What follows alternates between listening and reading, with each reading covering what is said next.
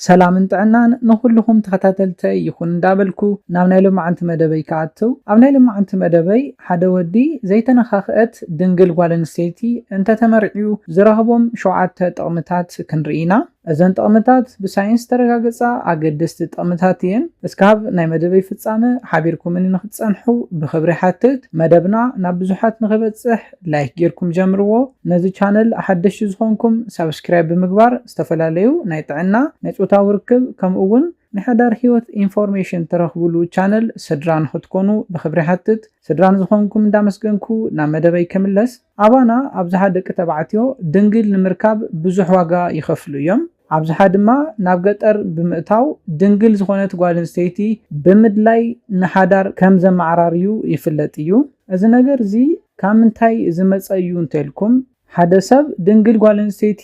ብምርዓው ዝረኽቦም ብጣዕሚ ብዙሓት ጥቕምታት ኣለው ካብዚኦም ድማ ብጣዕሚ ቤዚክ ዝተባሃሉ ሸውዓተ ጥቕምታት ኣለው ተቀዳማይ እንታይ እዩ ድንግል ጓል አንስተይቲ ናይ ምምርዓው ጥቕሚ ምንም ዓይነት ብጾታዊ ርክብ ዘመሓላለፉ ሕማማት ክሕዘኩም ኣይኽእልን ምክንያቱ እንታይ እዩ ታጓል አንስተይቲ ምንም ዓይነት ናይ ጾታዊ ርክብ ኤክስፒሪየንስ ስለዘይብላ ምስካሊ ጾታዊ ርክብ ስለዘይገበረት ምንም ዓይነት ብጾታዊ ርክብ ዘመሓላለፉ ሕማማት ስለዘይረኽባ ብዘይ ኮንዶም ጾታዊ ርክብ ዋላ እኳ እንተገበርኩም ዘመሓላለፈኩም ምንም ዓይነት ሕማም ኣይህልውን እቲ ካልኣይ ጥቕሚ ክንርኢ ከለና ንሓዳርካ ተኣማኒት ትኾን እያ ነዚ ዝበልኩሉ ምክንያት ታጓል አንስተይቲ ካሊ ናይ ጾታዊ ርክብ ኤክስፒሪየንስ ስለዘይብላ ንናትካ መትሎ ምስ ናይ ካሊ ወዲ መትሎ ከይወዳደረት ዝሓሸ ናይ ጾታዊ ርክብ ከተሕልፉ ዝሕግዘኩም እዩ ናብ ካሊ ወዲ ከይዳ ካብዚ ብዝተፈለየን ዝበለፀን መንገዱ ጾታዊ ርክብ ክትገብር ከም ትኽእል ስለዘይትሓስብ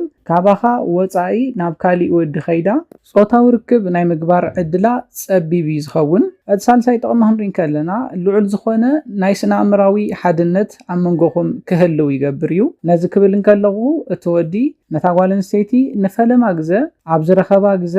ንኽብራ ንዓያ ሂባትኒ ብዝብል ንዓኣ ዘለዎ ከበሬታ ዝተፈለየ ይኸውን እዩ ታጓል አንስተይቲ እውን ነዚ ህያብ ትህቦ ስፔሻል ኢላ ንትሓስቦ ወዲ ስለዝኾነ ንሳ እውን ብስምዒት ምስ ወዲ ዝተተሓዘት ትኾን እያ ደቂ ኣንስትዮን ደቂ ተባዕትዮን ናይ ፈለማ ኣፍቃሪቶም ኣይርስዑን ከምዚ ዓይነት ቦንድ ንምፍጣር ልዑል ዝኾነ ጥቕሚ ኣለዎ እቲ ራብዓይ ድማ ናይ ቆልዑት ኣተዓባብያ እዩ ንሳ ዝዓበየትሉ መንገዲ ዲሴንት ኮይና ኣብ ቤተ እምነት ክኾን ይኽእል እዩ ሜቢ እውን ጽቡቕ ኮሚኒቲ ኣብ ዘለዎ ከባቢ ዓብያ ንድንግልና ምስ ሓለወት ዝዓበየት እንተኮይና ንናይ ደቃ ክብሪ እውን ሓልየን ንኽዓብያ ናይ ምምካር ዕድላ ሰፊሕ ዝኸውን ስለዝኾነ ኣብ ናይ ቆልዑትኩም ዲሲፕሊን ዘለዎ ፋክተር ልዑል ዝኾነ ዝኸውን ነዚ ክብል ከለኹ ግና ድንግል ዘይኮና ደቂ ኣንስትዮ ዘዕብዮም ቆልዑት ጠባዮም ዝተበላሸወ ይኾን እዩ ማለት ኣይኮነን እቲ ሓምሻይ ድማ ኣብ መንጎ ሰብኣይን ሰበይትን ዘሎ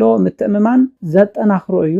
ሓደ ደቂ ኣንስትዮ ምስ ካሊእ ሰብኣይ ይወፃየን ተባሂሉ ክውረ ይኽእል እዩ ኮይኑ ግና ኣብ መንጎኹም ዘሎ ምትእምማን ልዑል እንተኮይኑ ካባይ ወፃኢ ናብ ካሊእ ሰብኣይ ኣይትኸድን ዝብል ኮንፊደንስ ኣብ መንጎኹም ስለዝህልው ናይ ሓዳር ሂወትኩም ብሉፅ ንኽኸውን ይሕግዘኩም እዩ ናይ መወዳእታ ጥቕሚ ክንርኢ ከለና ድማ ንዓኻ ምስ ካሊእ ወዲ ኣይተወዳድረካን ፈለማ ኢምፕሬሽና ስለዝኾንካ ብፍጹም ንናትካ ጾታዊ ርክብ ንናትካ ዕግበት ምስ ካሊእ ወዲ ከም ዘይትረኽቦ ንነብሳ ስለተእምንን ንስኻ ናብ ከምዚ ዓይነት ምውድዳር ስለዘይተእትወካ ብጣዕሚ ዝተረጋገአ ሂወት ንኽህልወኩም ዝሕግዘኩም እዩ ብበዓልቲ ቤትካ ዘለካ ክብሪ ንኽውስኽውን ይሕግዘካ እዩ ክነጠቓልሎም ከለና ድንግል ዝኾነት ጓል አንስተይቲ እንተተመሪዕኹም ዝበለፀ እዩ ኮይኑ ግና እንተዘይተረኺቡ ድማ ድንግል ዘይኮነት ጓል አንስተይቲ ዋላ እኳ እንተተመርዓኹም እውን ፀገም የብሉን ልክዕ ከም ድንግል ዝኾነት ጓል አንስተይቲ ንሓዳራ ብስርዓትን ብእምነትን ክትመርሕ ትኽእል እያ